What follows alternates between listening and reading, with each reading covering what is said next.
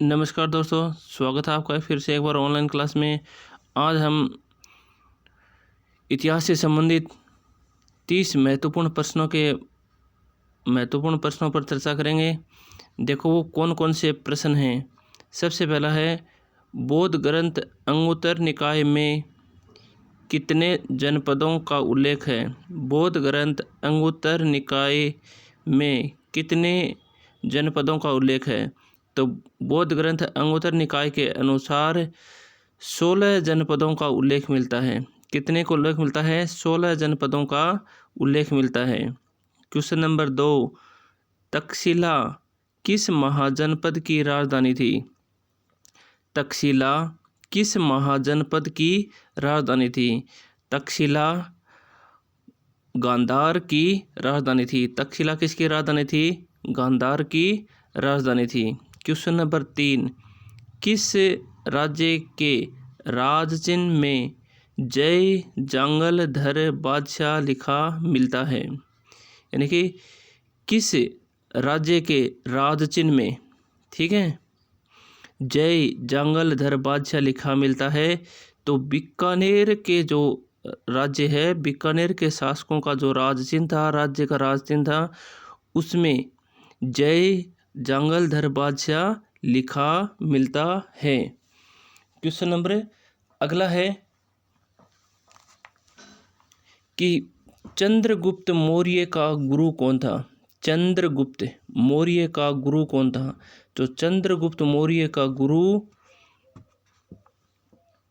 कौटिल्य, विष्णुगुप्त, चाणक्य, ये तीनों एक ही व्यक्ति के नाम हैं।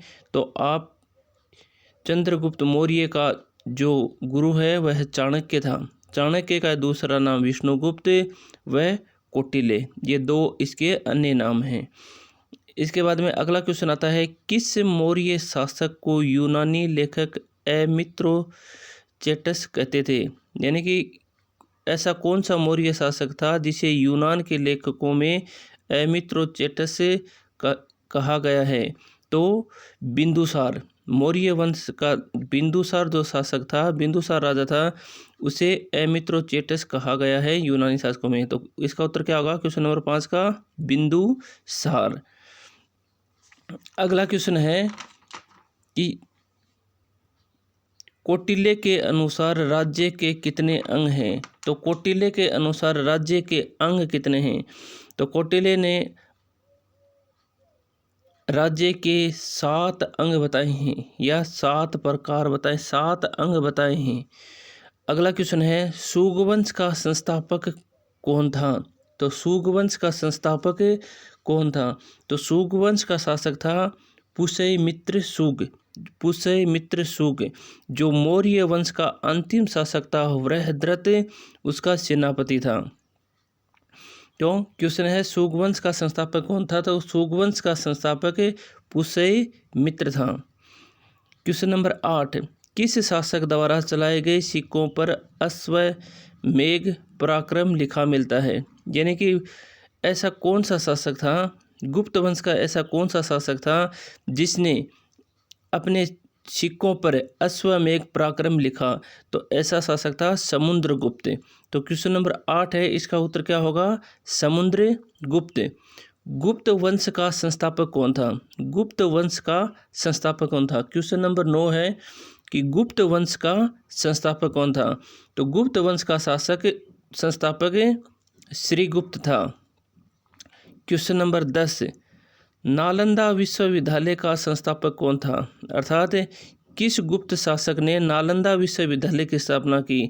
तो नालंदा विश्वविद्यालय का संस्थापक कुमारगुप्त था। कौन था? कुमारगुप्त।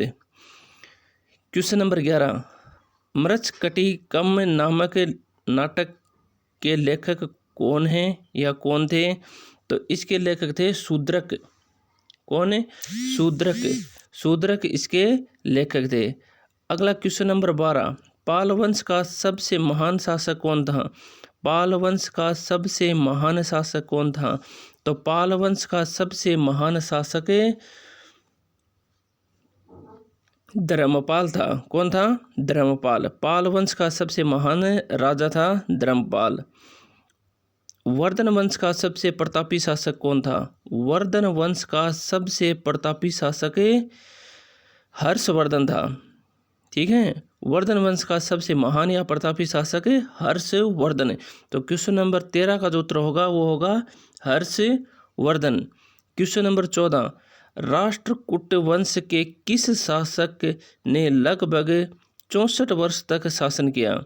यानी कि राष्ट्रकूट का ऐसा कौन सा राजा था जिसने लगभग 64 वर्षों तक लगातार शासन किया? तो अमोघ वर्ष नामक जो राजा था उस राजा ने 64 वर्ष तक शासन किया। अब इसके बाद जो क्वेश्चन नंबर अपना 15 है, क्वेश्चन नंबर 15,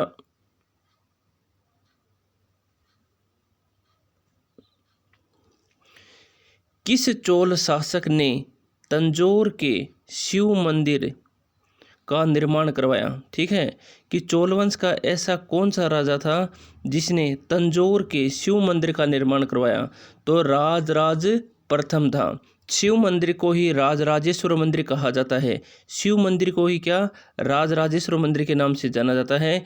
इस मंदिर का निर्माण चोल शासक राजराज प्रथम ने करवाया। जांगल जनपद की राजधानी का नाम था। तो जांगल जो क्षेत्र है इस क्षेत्र की राजधानी थी अहिछत्रपुर। क्या थी? अहिछत्रपुर थी, जो वर्तमान नागौर का क्षेत्र आता है। जो वर्तमान में जो नागौर का क्षेत्र है वह प्राचीन काल में अहिछत्रपुर के नाम से जानी जाती थी और जांगल जनपद की राजधानी थी। तो क्वेश्चन नंबर 16 का उत्तर होगा कि अहिछत्रपुर। क्वेश्चन नंबर 17, कुरु महाजनपद की राजधानी क्या थी? कुरु महाजनपद की राजधानी इंद्रप्रस्थ थी। क्या थी? इंद्रप्रस्थ। कुरु महाजनपद की राजधानी इंद्रप्रस्थ। ठीक है। क्वेश्चन नंबर 18, मत्स्य महाजनपद की राजधानी का नाम था। मत्स्य महाजनपद की राजधानी का नाम विराटनगर था। क्या था? विराटनगर, जो वर्तमान में जयपुर के आसपास के क्षेत्रों में आता है। मगध महाजनपद की राजधानी का नाम, यानी कि मगध महाजनपद की राजधानी का क्या नाम था? तो मगध की जो राजधानी थी उसका नाम राजगृह या गिरिव्रज था।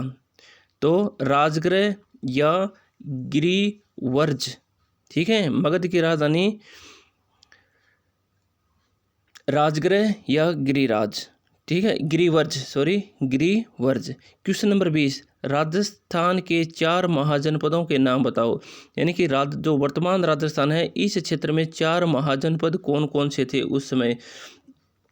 तो पहला जांगल, दूसरा मत्स्य, तीसरा सूरसेन और चौथा सिवी।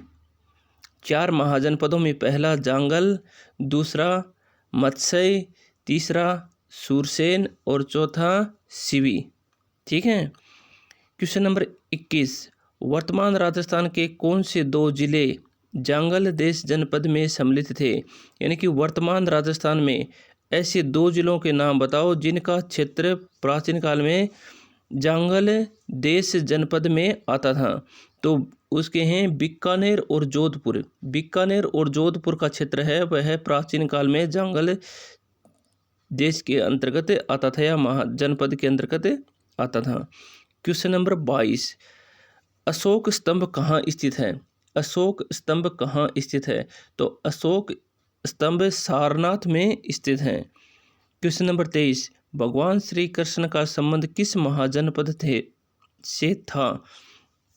यानी कि भगवान श्री कृष्ण का संबंध किस महाजनपद से था? तो भगवान श्री कृष्ण का संबंध सूरसेन महाजनपद से था, जो वर्तमान में मथुरा क्षेत्र में आता है। ठीक है, जो वर्तमान में मथुरा क्षेत्र में आता है सूरसेन। तो क्वेश्चन नंबर 23 का उत्तर होगा सूरसेन महाजनपद में। नंद वंश का अंतिम शासक कौन था? नंद वंश का अंतिम शासक गणानंद था। ठीक है, गणानंद, राजा गणानंद। और चंद्रगुप्त मौर्य ने इसे पराजित कर नंद वंश का अंत किया और मौर्य वंश की स्थापना की। तो अंतिम शासक था गणानंद। क्वेश्चन नंबर 25, प्रथम मौर्य सम्राट कौन था? प्रथम मौर्य सम्राट कौन था? तो प्रथम मौर्य सम्राट चंद्रगुप्त था। चंद्रगुप्त मौर्य प्रथम मौर्य सम्राट बना। इंडिका नामक पुस्तक किसने लिखी? इंडिका नामक पुस्तक मेगस्थनीज ने लिखी। किसने लिखी? मेगस्थनीज ने लिखी। क्वेश्चन नंबर 27, अशोक किस धर्म का अनुयायी था? अशोक किस धर्म का अनुयायी था?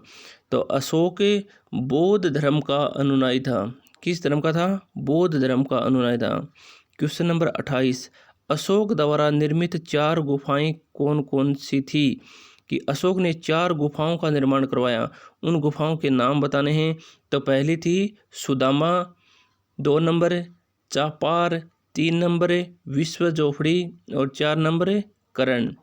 यानी कि अशोक द्वारा निर्मित गुफाओं में 1 नंबर गुफा सुदामा, 2 नंबर चापार, 3 नंबर विश्व जोपड़ी और 4 नंबर करण।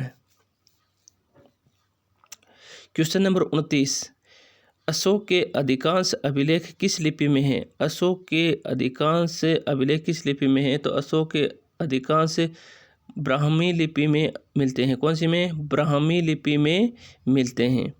क्वेश्चन नंबर 30, सांची स्तूप किसने बनवाया? सांची का जो स्तूप है वह किसने बनवाया? तो सांची का जो स्तूप है वह मौर्य शासक अशोक ने बनवाया। तो सांची का स्तूप किसने बनवाया? अशोक ने बनवाया। ये अपने 30 क्वेश्चन थे जो मोस्ट हैं, और इन 3 क्वेश्चनों को मैंने आपको बताया और इनके साथ ही आपको इनके उत्तर भी बताए, इनसे जुड़ी जानकारी भी दी। धन्यवाद। ज़्यादा से ज़्यादा क्लास को लाइक करें, देखें, शेयर करें और